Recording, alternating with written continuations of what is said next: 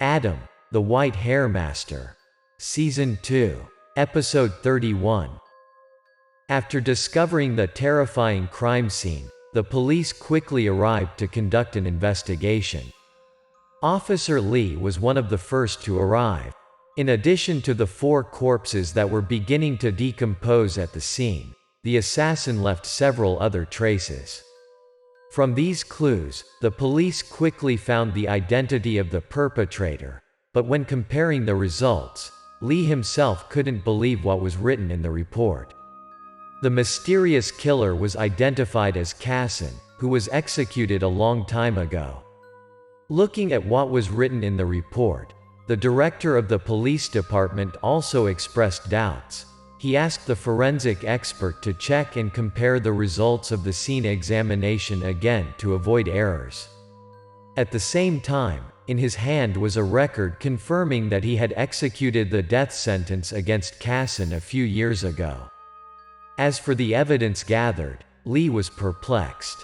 Even if the murderer was indeed Casson, there was no way his body would not rot after so many years in the grave. The director of the police department shared the same opinion as Lee. Still, he maintained that there had been some mistake in the matter. At this point, Lee seemed to be unable to hold back anymore. He continued to ask Adam.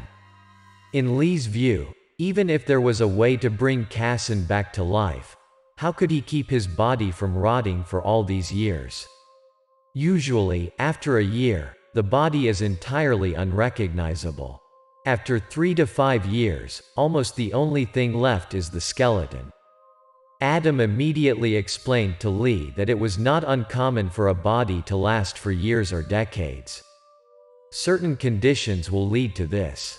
In addition, for someone who carried so many crimes like Casson, it was not surprising that his body could not be decomposed. Adam then asked Lee to take him to Casson's burial place so he could check. Feeling that there were many doubts in this matter, Lee soon investigated Casson's burial place. He quickly took Adam and Sarah to that location.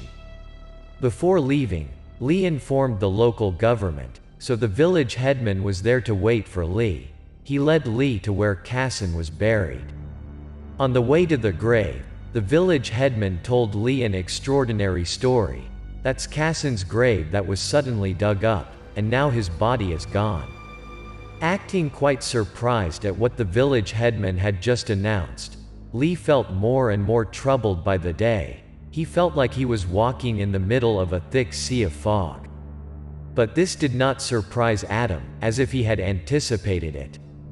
The village headman further added that, before the discovery of Casson's grave being dug up, a villager told him that he had seen Casson come out of his coffin with his own eyes.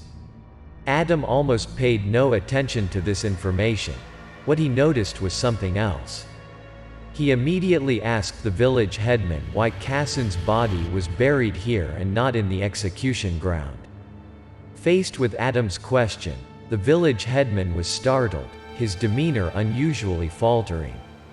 He then intentionally changed the story's subject so he wouldn't have to answer Adam's question. Like that, the 3 of them continued to follow the village headman without saying another word. Walking for about 3 more minutes, the 4 people came to an empty lot. There was a large pit, and a coffin with the lid ripped open. Adam immediately turned his attention to the tomb's left. Looking at the empty tomb and coffin, the village headman continued to recount how villagers had seen Casson crawling out of the coffin. This incident has shaken the whole area. People are perplexed because this has never happened before. Almost paying no attention to what the village headman was saying, Adam was still focused on observing the remains of the tomb. He started walking around as if searching for something. Knowing that Adam was doing his job, Lee and Sarah also silently watched Adam. After taking a close look at the tomb, Adam started walking towards the nearby woods and continued his search. Arriving in front of a small clearing at the edge of the forest, Adam stopped as if he had found what he was looking for. At this point, Sarah moved closer to be able to observe what Adam had just found.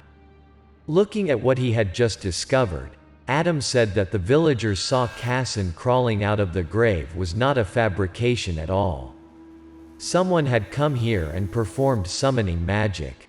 Now that Sarah was also closer and saw what was left on the ground, she immediately understood why Adam said that. All that remained was a decapitated chicken placed among the talismans and 3 burned incense sticks. From the state of decomposition of the chicken, it is not difficult to see that this happened a few months ago. Knowing that Adam had discovered something, Lee also approached to take a look. When he arrived, it was also when Adam bent down to pick up the talisman on the ground to check. Looking at the drawings on the talisman, Adam once again confirmed that someone had devised this formation to summon Casson's body in the grave. Of course, this guy is a competent evil pathmaster. Hearing what Adam just said, both Lee and Sarah were stunned with surprise. At this point, Adam began to return to the previously unanswered question. He asked the village headman why Casson was not buried at the execution site but here. This is entirely unreasonable. Usually, the body of death row inmates is not allowed to be taken out of the execution site but will be buried on the spot. Waiting for a long time but Adam still did not receive an answer from the village headman, he immediately turned to Lee and asked him to find information from the police department. Standing to the side, the village headman remained completely silent, but this time his face was filled with worry. Beads of sweat continued to roll down his forehead. At Adam's suggestion, Lee did not rush to call the police station right away but turned to talk to the village headman. From the village headman's expression, Lee understood that he was intentionally hiding something. He immediately told the village headman about the seriousness of the case. He asked the village headman to declare everything he knew. With very professional measures, Lee quickly made the village headman tell the truth. Accordingly, the fact that Casson was buried here was done by a businessman. This person was the chairman of a large construction corporation. He was building a factory in the area at the time. However, he often encountered spiritual problems, so a specific master told him to do this. As far as the village headman knows, from the very beginning of the construction of the factory was constantly encountering strange things. It was even stopped for a while. To fix this, the businessman turned to a famous master. The master suggested that the businessman find a ruthless person and bury him here as a form of reassurance. The 3 quickly returned to the city. From the information obtained from the village headman, Lee promptly found the identity of the businessman. After announcing his identity, Lee was immediately taken to meet the businessman.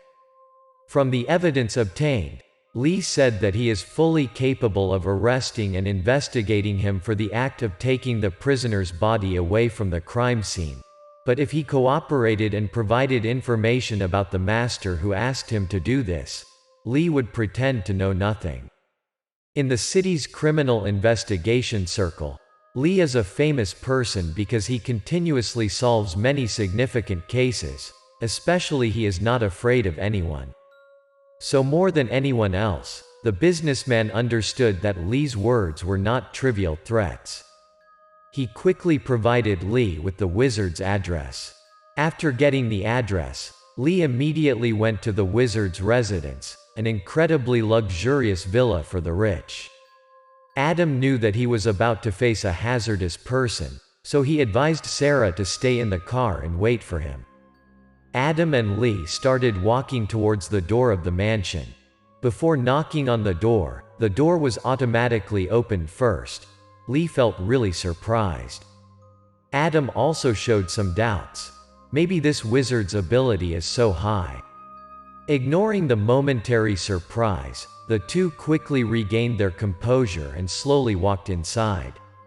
As he walked, Lee called out to see if anyone was here, but everything around was still eerily silent. The two took a few more steps when the door behind them slowly closed. It was at this very moment that a pungent stench of corpses hit Adam's nose. He quickly realized this horrible smell was coming from behind him.